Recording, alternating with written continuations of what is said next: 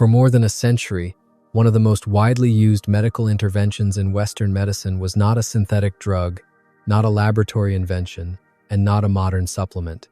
It was a nutrient derived from a cold water fish, prepared without industrial processing, and prescribed long before antibiotics or advanced imaging existed.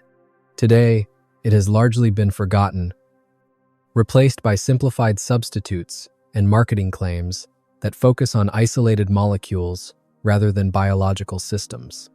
This film explores what that substance was, why it was used for so long, and what modern science now understands about the biological mechanisms behind its effects. This is not a story about miracle cures. It is a story about structure, membranes, energy, and how biology quietly adapts when the right materials are available. In the early 20th century, physicians did not have access to antibiotics, antivirals, or immune-modulating drugs.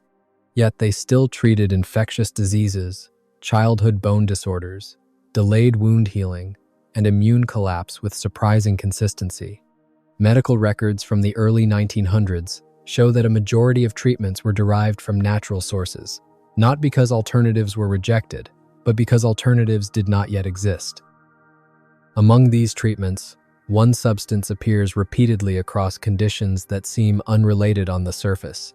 Bone softening in children, chronic infections, slow recovery after injury, and impaired development were all addressed with the same intervention. That substance was cod liver oil. Modern discussion often reduces cod liver oil to a single category, omega-3 fats. But this reduction misses the central point. Cod liver oil is not simply a delivery vehicle for fatty acids. It is a biologically complex package that contains structural lipids, fat-soluble vitamins, immune-active compounds, and membrane-specific building blocks that work together, not in isolation. To understand why this mattered historically, and why it may still matter today, we need to begin at the level of structure rather than symptoms. The human brain is not only an electrical organ, it is a physical structure built largely from fat. A significant portion of the brain's dry weight consists of a specific omega-3 fatty acid known as DHA. This molecule is not used primarily as fuel. It is used as architecture. DHA embeds itself into cell membranes, shaping how neurons communicate, how signals propagate, and how energy is produced inside mitochondria. When DHA is present in sufficient amounts, membranes remain flexible, signaling remains precise, and energy transfer remains efficient. When it is absent or replaced, membranes become rigid, signaling degrades, and energy efficiency declines. What makes cod liver oil unusual compared to most modern fish oil supplements is not simply that it contains DHA, but the ratio in which DHA and EPA are present. In cod liver oil, this ratio more closely resembles the fatty acid composition of neural tissue itself. In many commercially processed fish oils, the balance is shifted heavily toward EPA, which plays a different biological role. EPA is valuable for inflammatory signaling. DHA is indispensable for structure. The brain, the retina, the immune system, and the mitochondria all depend on this distinction. At the cellular level, membranes are not passive barriers. They are active participants in metabolism. Inside mitochondria, specialized lipids help maintain the electrical gradient required to produce energy. One of these lipids, cardiolipin, is particularly sensitive to the surrounding fatty acid environment. Without adequate DHA, cardiolipin becomes unstable. Energy production becomes inefficient. Cells experience what can be described as a slow leak rather than a sudden failure. Fatigue emerges not as a dramatic collapse, but as a gradual reduction in resilience. This is one reason historical physicians observed improvements in strength and recovery long before the language of mitochondria existed. They were witnessing the restoration of structural capacity, not the suppression of symptoms. Cod liver oil also contains compounds that are rarely discussed in modern nutrition, in part because they are not easily isolated or marketed. One of these compounds is alkylglycerol. Alkylglycerols are naturally present in human bone marrow and in breast milk. They play a role in immune cell development and antibody production. Rather than stimulating the immune system indiscriminately, they appear to support regulation, helping the body respond appropriately rather than excessively. This distinction matters. An immune system that is overactive can be as damaging as one that is underactive. Historical use of cod liver oil in infectious disease likely benefited from this regulatory effect, supporting immune competence without triggering chronic inflammation. Modern diets introduce a new variable that early 20th century physicians did not face at the same scale.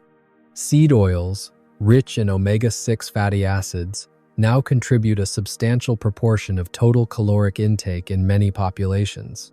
Omega-6 fats are not inherently harmful, they are essential in small amounts. But when consumed in excess, they compete with omega-3 fats for incorporation into cell membranes. Once embedded, these fats remain in place for long periods of time, sometimes measured in months rather than days.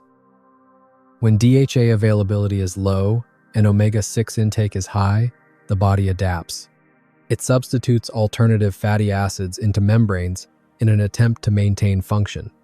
Animal studies suggest that this substitution preserves basic structure but compromises performance. Communication becomes less efficient. Energy production becomes more fragile. These changes are subtle. They do not announce themselves as acute illness. They accumulate quietly over time. One way modern science assesses this internal environment is not through dietary recall, but through cellular markers. The fatty acid composition of red blood cell membranes reflects long-term intake rather than recent meals. It provides a window into what is actually embedded in tissues, not what is listed on a nutrition label. This shift in measurement represents a broader transition in scientific understanding, from inputs to outcomes, from consumption to incorporation. Beyond fatty acids, cod liver oil delivers fat-soluble vitamins in their naturally associated forms. Vitamin A supports epithelial integrity, including the lining of the gut and respiratory tract. These tissues form the first interface between the immune system and the external environment. Vitamin D plays a central role in immune signaling and calcium regulation. Historical treatment of childhood bone softening relied on cod liver oil, combined with sunlight long before vitamin D was chemically identified. What mattered was not the name of the molecule, but the biological effect. Cod liver oil also contains vitamin K2, which helps guide calcium to appropriate destinations such as bone, while limiting deposition in soft tissues. This coordination illustrates a recurring theme in biological nutrition. Nutrients rarely act alone. They arrive in context. It is important to state clearly what this film is not claiming. Cod liver oil is not a cure. It is not a replacement for medical treatment. It does not override disease processes or guarantee outcomes. What it represents is something quieter and more fundamental.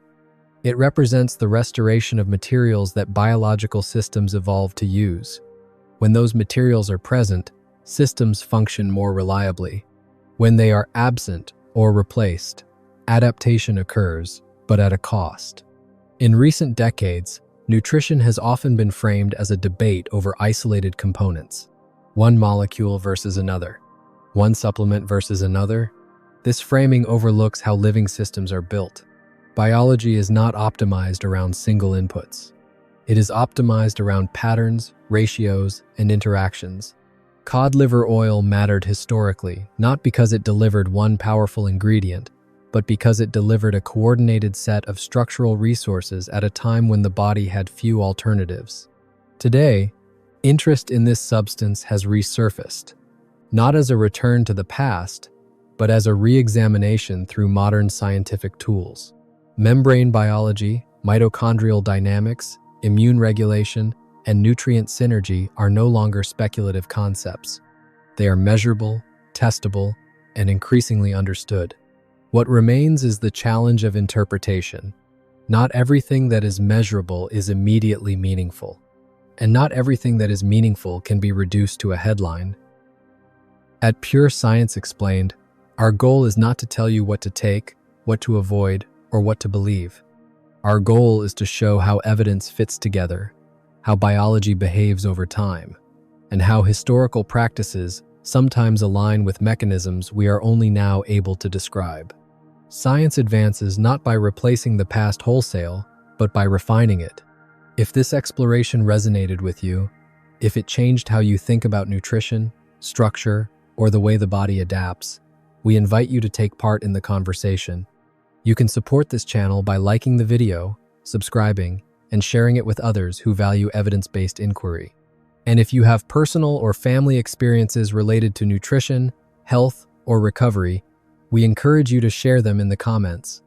Understanding science is not a solitary act. It is a collective process, built one observation at a time.